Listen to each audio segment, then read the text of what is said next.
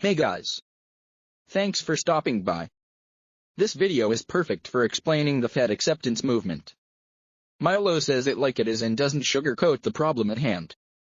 If people simply spoke honestly about it, they would come to the same conclusion that plus size, or whatever other buzzword you want to use, is just another way for people to say they are fat. Stop being in denial and just accept that fact. In more detail with us is Natasha Devon, founder of the Self-Esteem Team, a campaign group that works with teenagers on mental health and body image, and writer and broadcaster and mischief maker, Milo Yiannopoulos. Let's see how we get on today. It's great to see you, Natasha. Congratulations on the MBE, by the way. Thank you for taking the time to join us this afternoon. You presumably, I'm sure you welcome the decision. What impact might it have?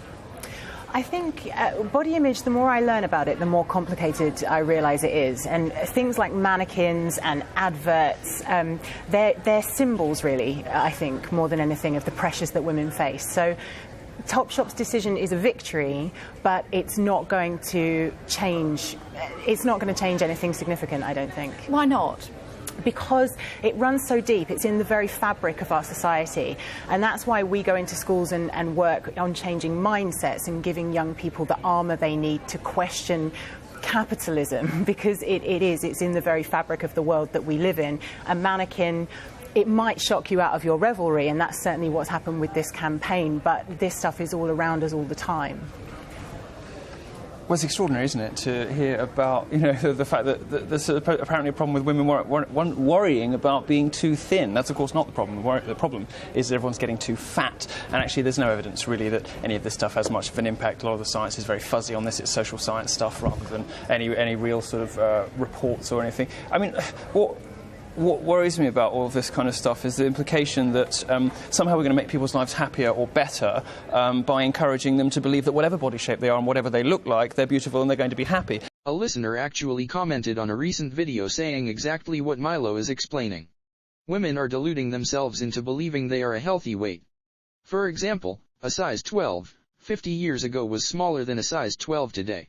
This tells us that girls really are getting bigger, but females deny this point. That's evident. That's quite clearly not the case. I mean, if you look at women's happiness has been going down since the Second World War, actually. Every decade, but women are getting more miserable as they get told that they can be who they want and look how they like. And you can say, I suppose, that a woman's self-esteem should have nothing to do with whether or not a man's sexual preference, sort of coincides with how she looks. But the fact is, women are getting more unhappy, and this sort of slightly irresponsible trend to sort of encourage people to eat whatever they want and do whatever they want is is one of the things that's fueling an obesity crisis, and that's a really serious thing. That's a real thing. That's something that's got health implications. It's got cost implications for the NHS. The problem isn't too many anorexic women. The problem is quite in the opposite direction. We're perfectly happy to have aspirational role models in our entertainment. We should have them too in our retail. There's nothing wrong with encouraging people to live healthily. There's so much wrong with what you just said. First of all, the message is not eat whatever you want, sit on your sofa and eat lard all day. The message is live a healthy lifestyle and then see how your body ends up. There's quite a wide spectrum within which the human body can exist and be healthy. Human beings come in lots of different shapes and sizes, and that should be reflected in retail, because after all, it's us that's spending our money on those clothes. There's also evidence to show that our thin worshipping culture is actually what's fueling the obesity crisis, that it makes people feel shameful, that it makes people eat more, it makes people feel excluded from the world of health. I was recently in Copenhagen, a place where they are obsessed with health in a very positive way, and the mannequins I noticed were a little larger. So why not allow people the freedom to see themselves reflected in shop windows? I don't think that anybody's complaining about, having realistic types if they want them in certain places. The problem is when you start sort of bullying retailers into getting rid of aspirational body types, making clothes look worse in the window. I mean, if you look, when a woman goes shopping, for example, she quite often looks at clothes that are a smaller size than she'll actually wear, because she wants to know how that garment's actually going to look. These sorts of aspirational...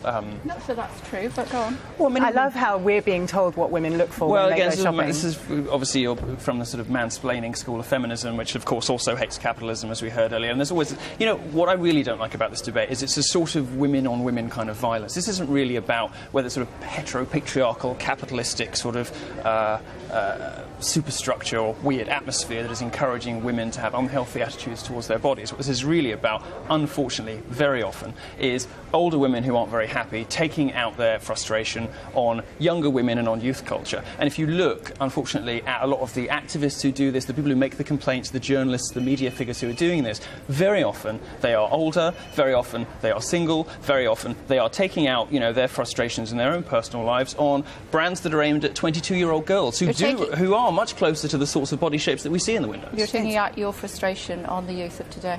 Well, I've been completely misrepresented, which of course is when you're losing an argument, it's the easiest thing to do, isn't it, to try and put me in a box where I'm suddenly a militant feminist. I am a former model. I've worked in the fashion industry. I know that it's run mainly by women and homosexual men, and so the patriarchy really doesn't have that much of an impact in that sphere.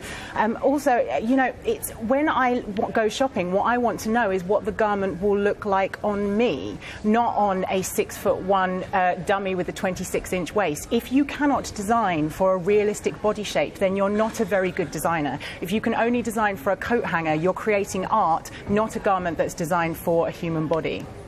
I'm not sure where this sort of obsession with realism and realistic proportions has come from. I mean, there are blogs, sort of feminist blogs out there that show, video game characters in more realistic proportions. They turn Lara Croft into this sort of dumpy, lesbianic, short woman in cargo pants. And nobody really wants to see that. Nobody wants, not even women. It's not an aspirational sort of icon that people can aspire to be like. The fact is, we do have a huge problem with people treating their own health very irresponsibly. And I personally find when media figures and feminists and activists and campaigners encourage women to worship themselves no matter what their size and what their shape, actually that just has the effect of making women unhappy. And women have been getting more unhappy decade after decade after decade since the Second World War, since this stuff started to happen.